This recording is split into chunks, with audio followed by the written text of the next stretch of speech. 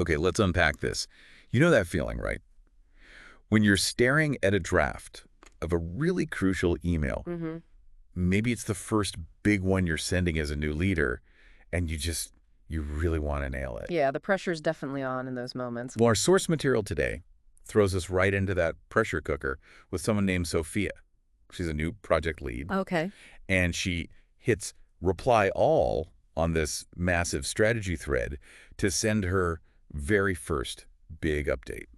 Does that ring any bells for you, that kind of pressure? Oh, absolutely. It's pretty universal, that urge to communicate well, especially stepping into something new. Yeah, And what's interesting here is how something seemingly simple, just sending an email, can kind of spiral. exactly. We're going to see how one little misstep can actually point to much bigger underlying issues. And that's where our deep dive really begins. We're going to dissect this real-world communication situation that went totally sideways, all based on the text you shared. Think of this as, I guess, your shortcut to understanding good project communication without having to live through the chaos yourself. Definitely lesson learned the easy way, hopefully. So our mission today is to pull out the key lessons about managing project communications from Sophia's, let's call it, email incident, Incident is a good word for it. and makes them really useful, really applicable for you. This case study, as it unfolds, it's incredibly instructive. It really is. By taking a close look at what went wrong, we can clearly see the principles of effective project communication in action, or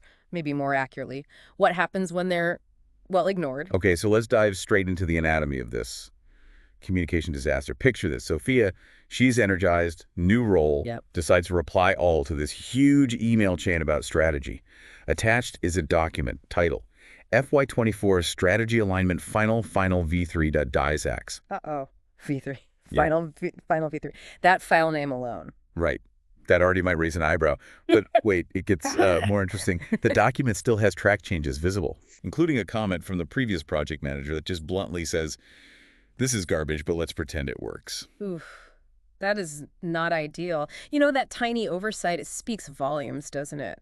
About the care, the attention to detail, maybe. Yeah, it immediately plants that seed of doubt, right? Yeah, If they miss this, what else is overlooked in the actual strategy? exactly. It undermines confidence right from the get-go. Oh, but it doesn't end there. Hmm. Not even close. Sophia then adds a casual GIF, Okay. tags a few people with just initials.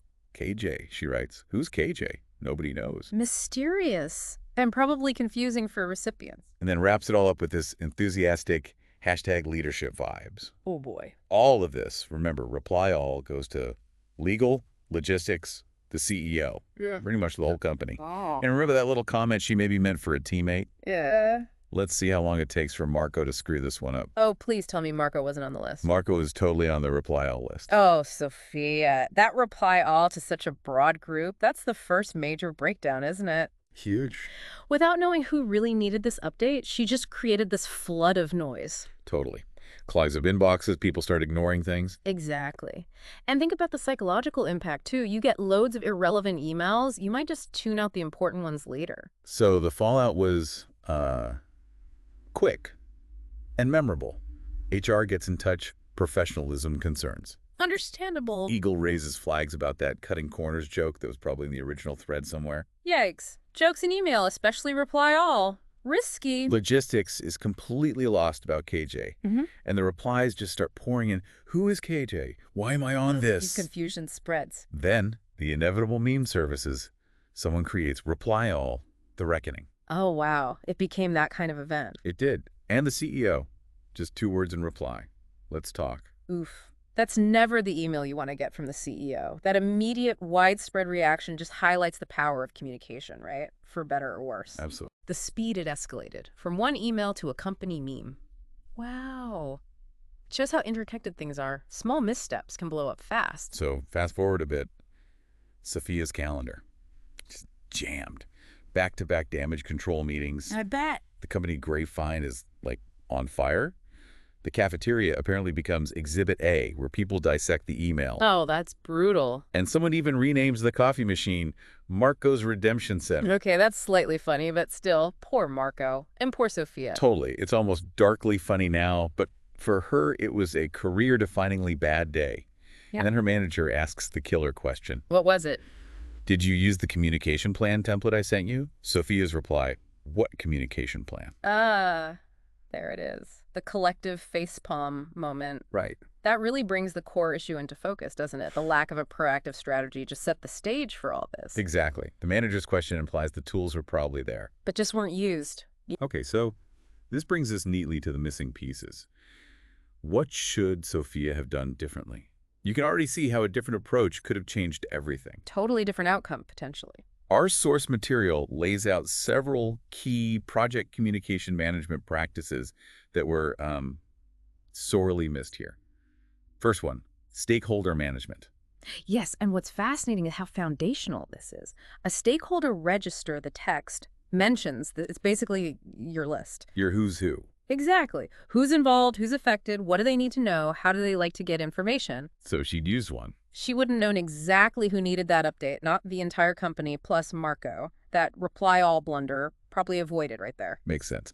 Okay, next, communication requirements analysis. This isn't just sending info, right? It's figuring out what people actually need. Precisely. What do different stakeholders need? What do they expect? What level of detail? What's the best way to reach them? Email, meeting, smoke signals? Maybe not smoke signals. Probably not. But this analysis makes sure the message is tailored, relevant.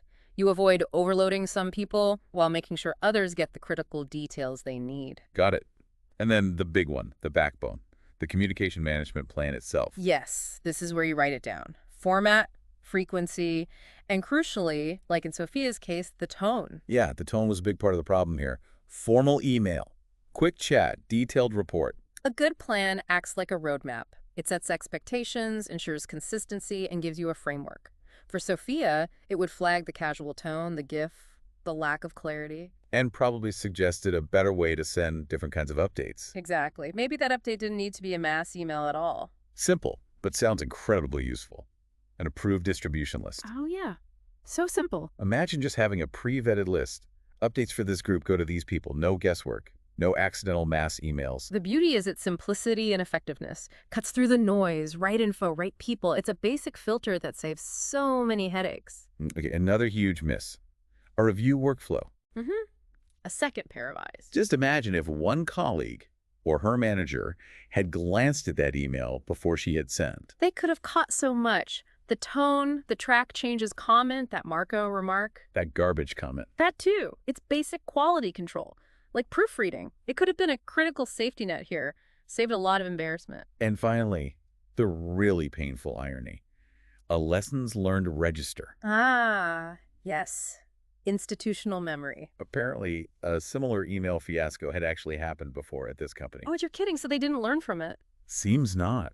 Ignoring past mistakes is, well, kind of a recipe for repeating them, isn't Well, it really highlights why organizational learning matters. Documenting successes and failures helps teams avoid the same traps. The fact that this happened before just underlines the value of that register. It could have prevented a predictable problem. So, looking back, Sophia's situation wasn't just a random bad day. The source gives us this PMP toolbox view. Right. Listing the knowledge areas. And you can see the specific project management tools and areas that were just, well, absent. Communications management, obviously.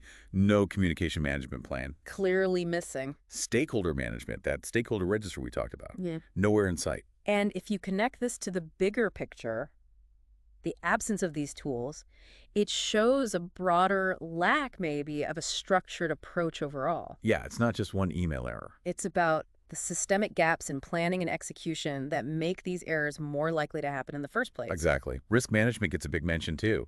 Those communication risks. Like sending sensitive info wrong. Totally foreseeable, but not identified or mitigated. Nope. Integration management, no clear process for approvals or changes. Yeah. Quality management fell short with no basic checks or peer reviews. Which we just discussed, how helpful that could have been. And, like we just said, lessons learned from the past. Ignored. It's like a domino effect of missed chances for proactive management. This really underscores that good project communication isn't like a separate skill you bolt on. It's deeply woven into all these other parts of managing a project well. Good point.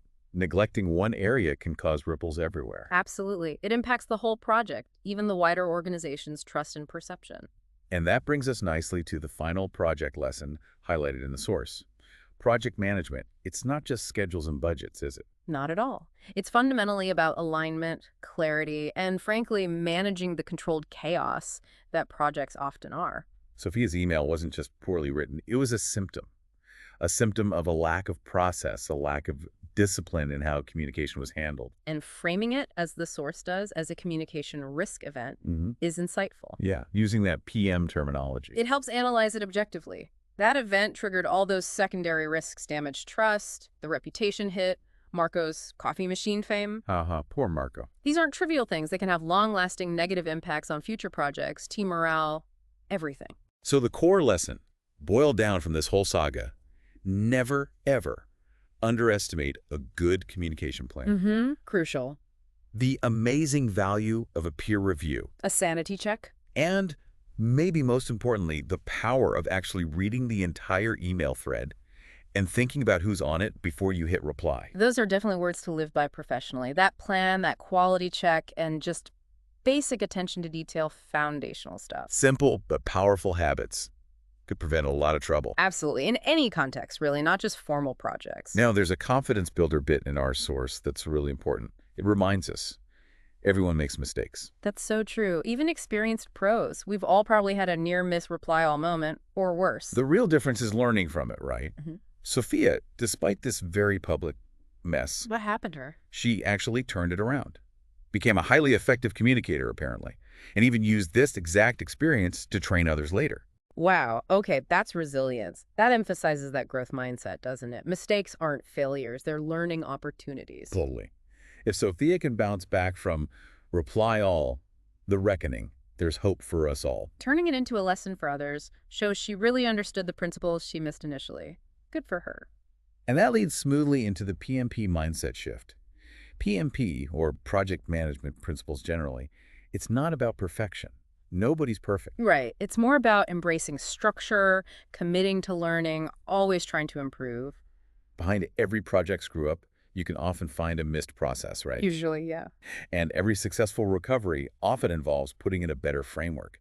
If Sophia had just used a few of those basic PMBOK tools, Like the register or the review. that first email might have been totally unremarkable. A quiet success instead of, a meme-worthy cautionary tale. That PMP mindset shift is really about being deliberately proactive and analytical. Planning, assessing risks, improving continuously, even for routine stuff like email. So the powerful takeaway here is pretty clear and empowering, I think. You don't need permission to lead effectively. You just need a plan. That's a crucial point. Leadership isn't just a title. It's initiative, preparation, a strategic approach. And yeah, often that starts with a solid plan. Oh, now, for you, our listener, time to engage with this. The source has a case study challenge. Let's put you in Sophia's shoes for a moment. Okay, hopefully a slightly less stressful version. Yes. You're a new project lead. You're about to send your first big update key stakeholders in product, sales, IT. Your draft is enthusiastic, you think it's clear. But maybe a little unsure if everyone has the full context. That classic scenario. Exactly. So here's the challenge to ponder. First, what are 3 specific tools or documents you'd absolutely consult before sending? Good question. Thinking back to what Sophia missed. Second, how would you figure out exactly who needs this specific update, not just blasting it out? Target audience identification. Key. Third, what concrete steps could you take to minimize the risk of miscommunication? Proactive steps. Reducing that risk factor. Fourth, let's say, despite your best efforts, something does go a bit wrong. A communication faux pas. How would you apply PM principles for corrective action? How do you recover using the framework? Good one. And finally, based on everything we've discussed about Sophia, what's one Sophia rule you'd add to your own personal communication checklist? Like a personal lesson learned from her experience. These are great questions. They really make you apply the principles. They're designed to be thought-provoking. Remember, there aren't really right or wrong answers here. The value is in the thinking process. Absolutely. It's about engaging with the material and translating it into practical action for yourself. Exactly. So keep this tip in mind. There are no wrong answers, only thoughtful ones. Embrace the PMP mindset. Plan, analyze, communicate, and recover. That really sums it up nicely. Plan, analyze, communicate, recover. A solid framework for navigating communication challenges anywhere. So wrapping this up, Sophia's rather dramatic email journey is a vivid reminder, isn't it? Why structured, thoughtful communication is just so crucial. Absolutely critical. It's not just about sounding good. No, it's about clarity, alignment across different groups, and proactively stopping unintended consequences before they even happen. And these core principles, planning, stakeholder analysis, risk assessment, they aren't just for PMPs, right? They're valuable everywhere. Totally. Any situation where clear, effective, targeted communication matters for getting things done. Which is pretty much everywhere in professional life. Pretty much. Okay, so with that in mind, here's a final thought for you to maybe chew on a bit. All right. Think back to the last really important message you sent. Work email, Slack message, whatever. Looking back now, through the lens of Sophia's experience and these principles, what's maybe just one thing you might do differently next time you're in a similar spot? Applying it personally. That's a great reflective exercise. Encourages that continuous improvement. Exactly. Take the lessons from Sophia's unconventional learning experience and consciously apply them. Avoid your own reckoning moment. Precisely. And if this deep dive has sparked your curiosity about project communication management, Which hopefully it has. we definitely encourage you to explore more. Dig into stakeholder management techniques, learn how to craft really solid communication plans, get better at spotting communication risks. There's a ton of great info out there. There really is. It's all about helping you navigate those communication complexities confidently and, yeah, steer clear of your own potential reply all drama.